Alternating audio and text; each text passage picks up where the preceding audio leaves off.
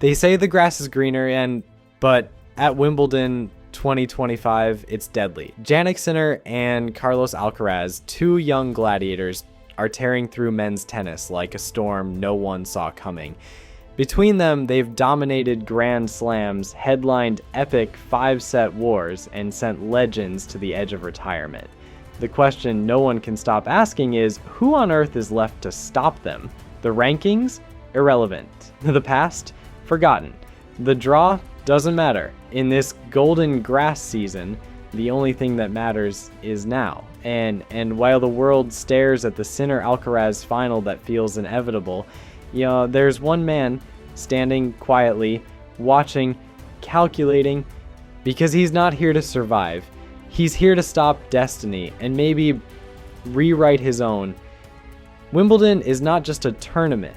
It's the temple of tennis, the place where greatness is either anointed or exposed. For over a decade, it belonged to one man, Novak Djokovic, 7 titles. Countless heartbreaks delivered. Grass was his kingdom. But now, the king is aging.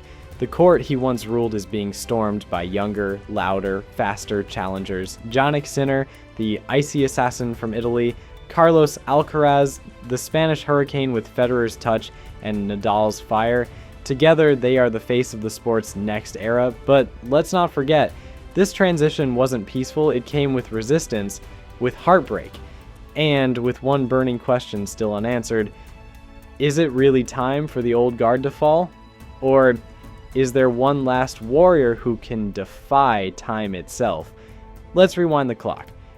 Novak Djokovic, now 38, has nothing left to prove, but everything to protect. His legacy, his records, his aura. He's survived everything. Federer, Nadal, Murray, even himself. And while injuries have tried to sideline him, his willpower refuses to fade. A muscle tear in January, a blister at Roland Garros, minor setbacks, maybe. But for a man pushing 40, every step now counts. Meanwhile, others hover near the throne. Not quite kings, but not jesters either. Daniil Medvedev, the unpredictable tactician with a game built for hard courts but eyes fixed on grass. Alexander Zverev, power, precision, and promise, always on the verge of greatness. Hubert Hurkacz, quiet, dangerous, but often betrayed by his body. And Alex de Minaur, the dark horse, the wild card, whose speed turns defense into attack and grass into a racetrack. Each of them has felt the pain of Sinner's forehand. Each of them has been blindsided by Alcaraz's imagination, but only one is built to stop them. Let's talk about domination. Carlos Alcaraz, at just 22, already a Grand Slam champion. He won Wimbledon 2023 by dismantling Djokovic in a 5-set thriller. He brought back artistry, flair, spontaneity, a modern-day hybrid of the big three. His power isn't just physical, it's magnetic. Crowds don't just cheer him, they believe in him. Jannik Sinner, ice in his veins. From the icy peaks of northern Italy, Sinner plays tennis like a sniper. Clean, calm, clinical. He doesn't scream, he strikes. His 2025 season, ruthless. French Open finalist, Miami champion, Australian Open title, on fire, unshakable. Together they've redefined what next gen means, because this isn't next. This is now. And yet, the names beneath them tell a story of resistance. Alexander Zverev, once considered the face of the future, now a man chasing time. His power game suits grass, his serve is a missile. But his movement on grass, that's the question. He's made semis at Halle, quarterfinals again this year. He's knocking, but not kicking the door down. Daniil Medvedev, the strategist. Unorthodox, unpredictable, and unwilling to follow tennis norms. He's best on hard courts, but he's learned to survive on grass. A semi-final at Wimbledon 2024 was proof of progress. His game still troubles top seeds, but against Alcaraz and Sinner, his baseline patterns often collapse. Hubert Hurkacz could have been the disruptor. That serve, that volley, that poise. He made the final at Halle last year. Grass fits him like a glove. But 2025 hasn't been kind. Back injuries, withdrawals, the worst opponent isn't Alcaraz or Sinner, it is his own body. And then there's Alex de Minaur, lightning fast, a nightmare for big hitters. He made Wimbledon quarters last year, only to withdraw with a hip injury. In 2025, he's healthy, sharp, focused, still. Does he have the weapons to win or just compete? That brings us back to Novak. You can't analyze Wimbledon without him. He's the algorithm, the master key. His game isn't built for power anymore. It's built for moments, for mental warfare. He's adapted every time the sport changed, and while others evolve for survival, Novak evolves to conquer. Wimbledon 2024 ended with heartbreak for Djokovic. It's a narrow defeat to Alcaraz. It was symbolic. The changing of the guard. But 2025 feels different. Djokovic enters not as the favorite, but as the threat. The one no one wants to face in the second week. He didn't play the early grass season, saving his body, saving his strength.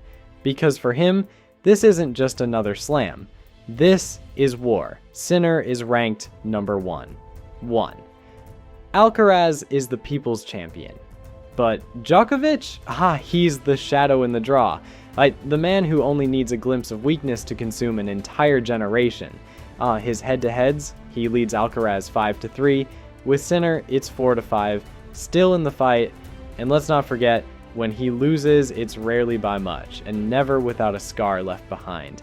Meanwhile, Alcaraz and Sinner come in riding the high of their French Open epic, a 5-hour war in Paris that left both changed. Alcaraz won, but at what cost? Fatigue, pressure, expectation. They're no longer the hunters, they're the hunted. In the eyes of the media, Wimbledon is a coronation. Sinner versus Alcaraz final, written in ink. But here's the danger of believing your own destiny. You stop watching for the assassin in the crowd. And that assassin wears a white jacket and a quiet smirk. Djokovic doesn't need 5 matches, he needs one moment, one chance to get under your skin, to steal a set, then your rhythm, then your mind, and the rest, they're all watching. Zverev has the firepower, but does he have the movement? Medvedev can outthink anyone, but can he outsprint Alcaraz to the net on grass? De Minaur can chase everything, but what happens when the points become chess, not track? And Hurkacz, we may never even see him on court, which leaves one name, one answer, one man. If Djokovic wins Wimbledon 2025, it's not just another title, it's an act of defiance against age, against narrative, against time itself. He's not here to be a stepping stone, he's here to stop the next generation from sealing the gates too soon. The sponsors know it, the crowds feel it, the players, they pretend not to care. But they know. Alcaraz and Sinner may be the future, but Djokovic, he is the standard they're still chasing. If he wins, it destroys the idea that tennis has moved on. It forces everyone to ask, how long can one man hold off history? But if he doesn't win, if Sinner and Alcaraz crush him again, it cements the shift. Then we're not watching a rivalry anymore. We're witnessing a replacement. The public narrative is split. Some want to see the new blood rise. Others are silently praying for one last Novak run. Because let's face it, we may never see a man like him again. This isn't just about Wimbledon, this is about how eras begin and end. If Zverev surprises the field, it's redemption. If Medvedev reaches another semi, it's confirmation. If de Minaur makes the final, it's a fairy tale. But if Djokovic lifts that trophy, it's not a story, it's a statement. So now, we wait. The draw will decide the paths. The grass will test the legs. The nerves will test the hearts. Sinner, Alcaraz, the next kings. But Wimbledon still belongs to one man. And until someone takes it from him, truly takes it, there is still only one man who can stop them. Novak Djokovic. This isn't about defending a title. This is about defending a legacy. And if this is the last chapter, you better believe he's going to write it himself. Because legends aren't remembered for what they won.